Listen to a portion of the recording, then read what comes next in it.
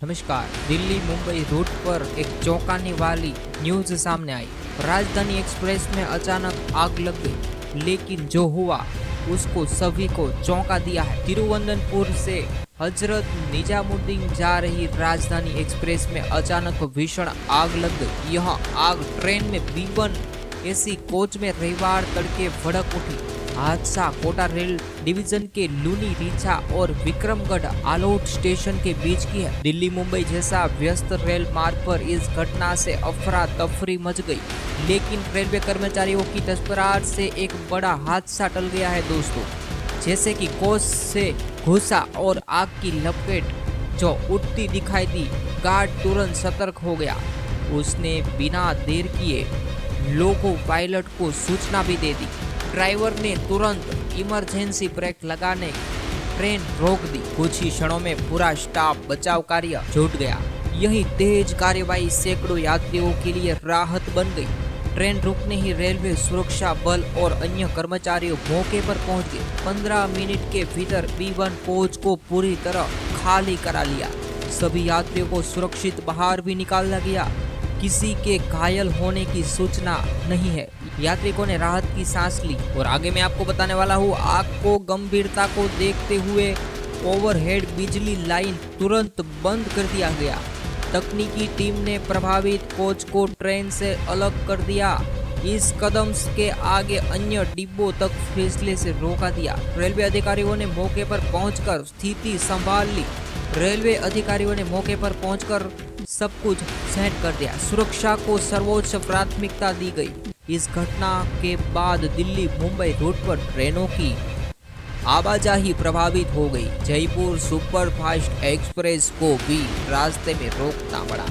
यात्रिकों को कुछ समय तक इंतजार करना पड़ा। रेलवे ट्रेन को जल्द सामान्य करने का प्रयास किया गया। स्थिति पर लगातार निगरानी रखी गई। यह राजस्थानी एक्सप्रेस केरल, कर्नाटक, गोवा, महाराष्ट्र, गुजरात, राजस्थान और दिल्ली को जोड़ती है। करीब 3149 किलोमीटर की यह लंबी दूरी की महत्वपूर्ण ट्रेन है। इस दिन हजारों यात्री ट्रेन से सफर भी कर रहे थे। ऐसे में यह घटना पूरे देश में ध्यान खींच रही है। फिलहाल आग लगने का कारणों की जांच अभी की जा रही है। दोस्तों, अगर आप ये अक्सर ट्रेन से यात्रा करते हैं तो सुरक्षा निर्देशों पर ध्यान देना बेहद जरूरी है। आपात स्थिति में शांति रखना और रेलवे स्टाफ के निर्देशों का पालन करना सबसे महत्वपूर्ण है। इस घटना ने एक बार फिर त्वरित कार्यवाही का महत्व साबित किया। दोस्तों, चलती राजधानी एक्सप्रेस में लगी भीषण आग के बावजूद सभी यात्री सुरक्षित है।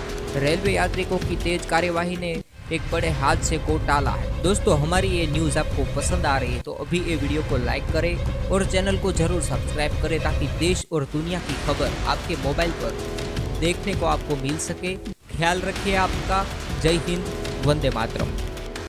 नीट पेपर लीक मामले की जांच में सीबीआई और पुणे पुलिस को बड़ी कामयाबी मिली है। संयुक्त कार्यवाही के दौरान पुणे के सुखनगर इलाके की मनीषा बागमारे नाम की एक महिला को हिरासत में लिया गया।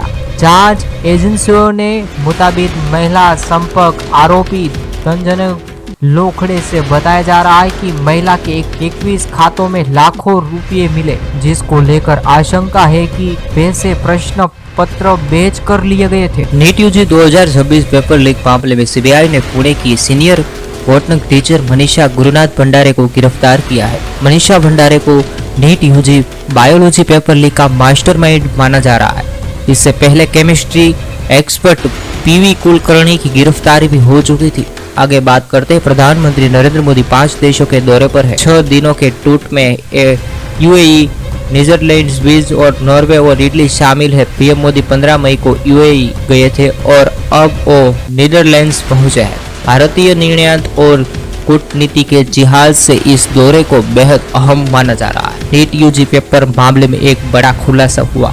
मामले में आरोपी दिनेश बिबाल की बेटी पलक बिबाल जयपुर के एसएमएस मेडिकल कॉलेज की छात्रा है, लेकिन वो मेडिकल कॉलेज नहीं जा रही है। कॉलेज की एडमिशन प्रिंसिपल ने आज तक बातचीत में क्या कहा, चौंकाने वाले न्यूज सामने आए। पेपर लीक केस का बड़ा खुलासा। बायोलॉजी पेपर लीक की मास्टरमाइंड महिला लेक्चर गिरफ्तार। सीबीआई नीट पेपर लीक मामले में एक बड़ी गिरफ्तारी है। पेपर लीक मामले की मास्टरमाइंड मनीषा गुरुनाथ मांडरे को दिल्ली से गिरफ्तार किया गया है। नमस्कार दोस्तों, आज की बेहद ही चौंकाने वाली न्यूज। दिल्ली में एक बार फिर से लॉकडाउन जैसी स्थिति की ओर बढ़ रही। क्या राजधानी में वर्क फ्रॉम होम और न व्हीकल डे जैसे कदम किसी बड़े बदलाव का संकेत है? प्रधानमंत्री नरेंद्र मोदी की अपील के बाद दिल्ली सरकार ने ईंधन बचत और आर्थिक संतुलन को ध्यान में रखते हुए महत्वपूर्ण घोषणाएं की है।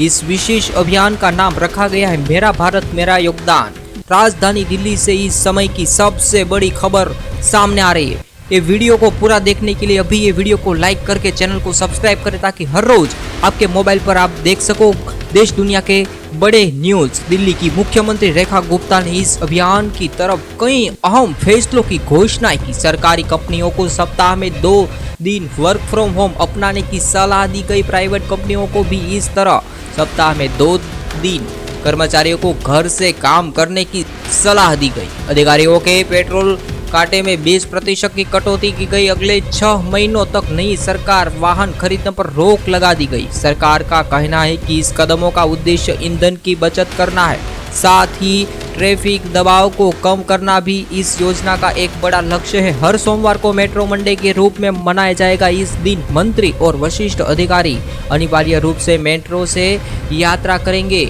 पब्लिक ट्रांसपोर्ट को बढ़ावा देने के लिए ट्रांसपोर्ट अलाउंस में 10% तक बढ़ोतरी की गई। लोगों को निजी वाहनों के बजाय सार्वजनिक परिवहन का उपयोग करने के लिए प्रेरित किया जा रहा है। ट्रैफिक प्रबंधन को बेहतर बनाने के लिए सरकारी कार्यालयों के समय में बदलाव किया गया। टाइमिंग भी नई शेड्यूल के अनुसार निर्धारित की गई।